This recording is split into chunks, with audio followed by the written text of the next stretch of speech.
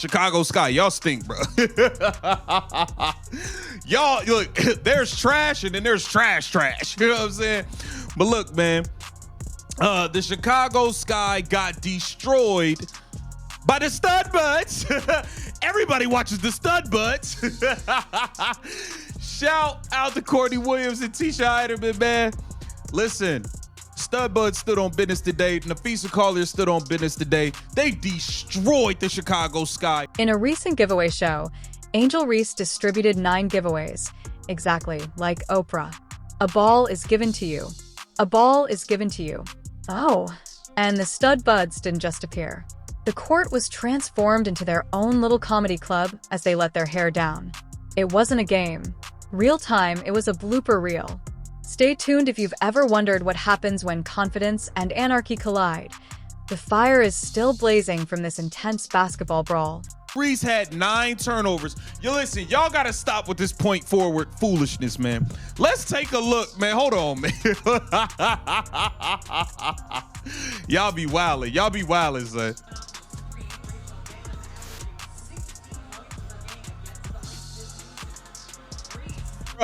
Bruh, come on, man. Y'all gotta stop. Y'all gotta stop, yo. Y'all gotta stop. A triple-double would only take 1 more turnover. I take it you read that?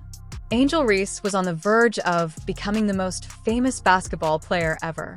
Not the kind you put on a plaque or frame, but the kind you bury beneath the court and act as if it never occurred. There were 9 turnovers. 9. A stat line is not what that is. That is an admission. She was out there giving the ball to struggling defenders as if she were managing a nonprofit. Take it here. It appears that you need a quick break. In Angel Reese in garbage time. We saw it. Angel Reese last year against the Fever with like 2 minutes to go. She needed to, I think it was like 6 points and 3 rebounds. And she went and caught like 2 rebounds and then immediately goes at Victoria Saxton 3 times in a row. The coaching staff's involvement is the only plausible explanation at this point. It is satire of team dynamics and performance art. Because, let's face it, the lane becomes a traffic gridlock that would make Los Angeles blush if they attempt to put her in any actual offensive action. The pain is practically shouting, "Make it stop." Don't even consider a pick and roll when she puts her feet in there as if she were lighting a bonfire. The ball only rolls when it lands in the hands of the opposing team. Opponent gets close to her during a box out, grabs her by her hips, and hip tosses her, throwing her to the ground. She stands up, she walks over to this opponent, bends over, screams in her face, and flips her the double bird. That's the WNBA gold. We're gonna get into it. And the laughter, oh, Angel. Oh, my angel, you're my darling, angel. You've been playing well, Angel. I give it to you. You've been playing well. But every now and then, those stinkers, oh man. They have therefore chosen to bestow upon her the honorary title of facilitator, which is cute if you imagine it to be kindergarten basketball rather than professional basketball, rather than risking a complete offensive collapse. Facilitator, in the sense that we don't trust you to finish, so just turn it in before something goes wrong. Because she's bricking if she doesn't pass. She's flailing if she's not bricking. And when she's not flailing, she's moving far away from the rim, both physically and spiritually. Up and then goes at somebody on the other team. Who's she go at? She goes at Diamond Miller, her former Maryland teammate. And like Angel's 1 tech off a suspension as well. And is like, anytime anyone gets into it with her, she's straight in their face. And I'm like, I don't mind that, but you just gotta be smart. To be fair, this guy sucks, so you might as well just go and take your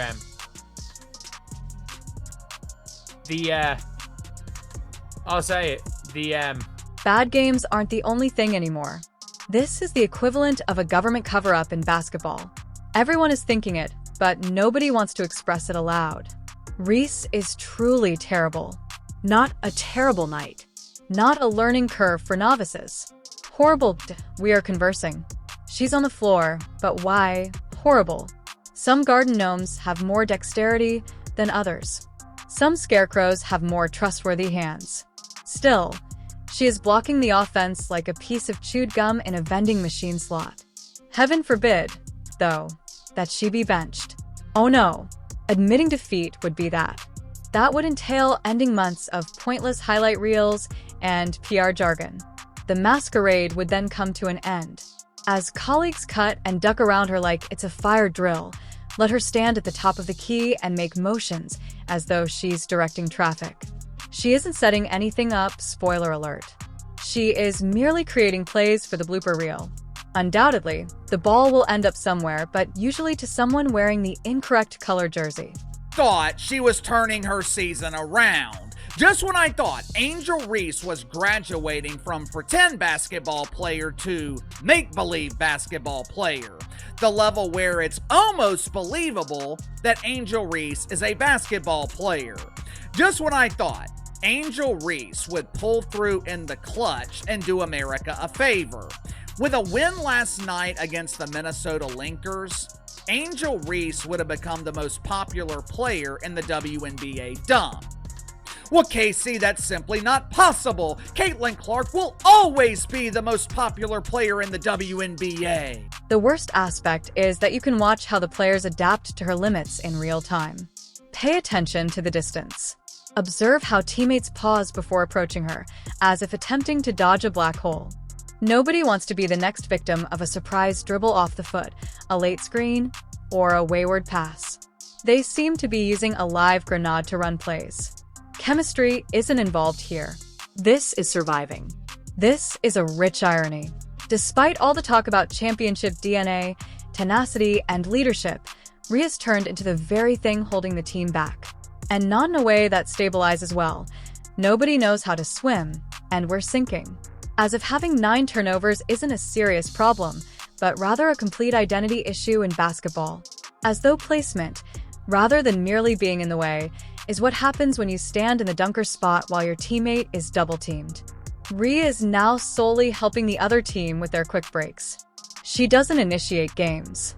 She is a story twist, and not in a good way. Why people are defending this, let's get into it. Nneka Ogwumike, she gets up, proceeds to get boxed out, unable to move her opponent out of the way.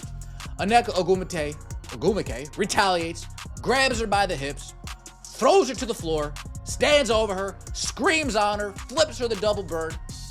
Quinterly, Dallas Wings' teammate, being a good teammate, gets in the middle of the two, pushes Nneka out of the way like a good teammate should. Instead of saying, Nneka, come here, let me get you a hug. No, get up off my teammate, girl. Get up off my teammate. Nneka Ogwumike can't let it go. However, I see why some are defending this. Let's begin. Unable to get her opponent out of the way, Anka Agam gets up and starts to get boxed out. In retaliation, Anka Agumate Agam shouts at her, flips her the double bird, grabs her by the hips, pushes her to the ground, and stands over her. Quitterly, rather than saying, Annika, come here, Dallas Wings teammate, who is a nice comrade, comes in the way of the two and shoves Anka aside. I'll give you a hug. No, girl, get off my teammate. Leave my teammate alone. Anka Agam is unable to move on. And last night, Angel Reese would have surpassed the Rue from Waterloo in popularity. Now, I am not saying that her dozens of aliases would have passed Caitlin Clark, but Angel Reese herself, she definitely would have.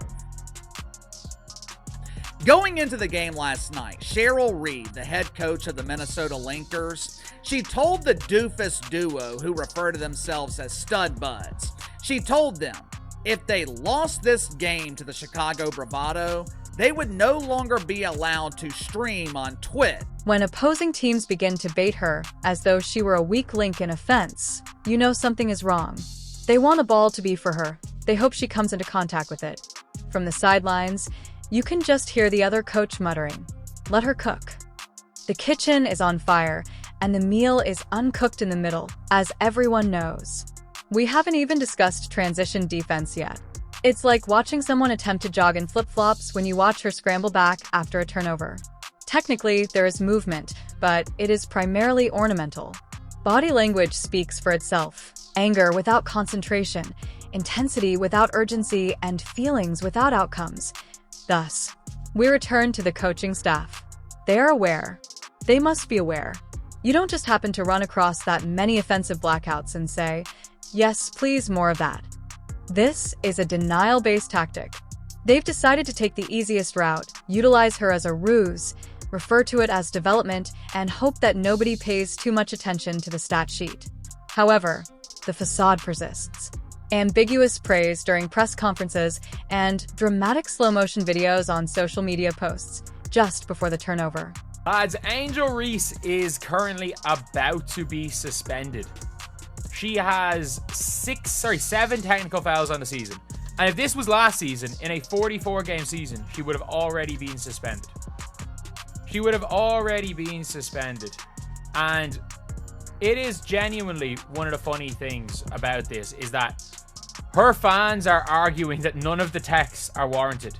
They are all warranted. The entire process is a masterful example of selective editing. If you properly tell the story, perhaps people won't remember the score, or the fact that their alleged star lost her momentum and the team was blasted out. The remainder of the roster suffers in the meantime. Players who are capable of shooting, who move, and who comprehend the idea of a shot clock. Since winning is no longer the goal, they are being sacrificed on the altar of brand protection. The goal is to avoid the humiliation that comes with owning up to a mistake. The saddest part is that Angel Reese didn't request excessive attention. The triple-double is actually denial, delusion, and hype. The box score has the power to captivate some of you. It appears as though she just dropped a 30-piece triple-baked filet mignon when you see double-double. However, if you were to observe the game with your eyes open and your intellect working, you would realize that dominance wasn't what happened on the court. There was mayhem, chaos that is sloppy, careless, and expertly marinated. The stat lines from Angel Reese like clickbait headlines. Vibrant, dramatic, and nearly completely deceptive.